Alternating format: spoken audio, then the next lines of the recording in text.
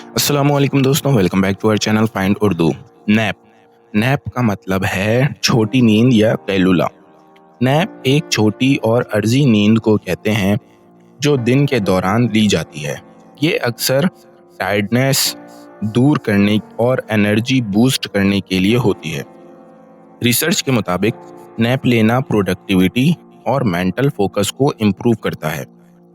ये अल्फाज अक्सर इनफॉर्मल कॉन्टेक्स्ट में यूज होता है।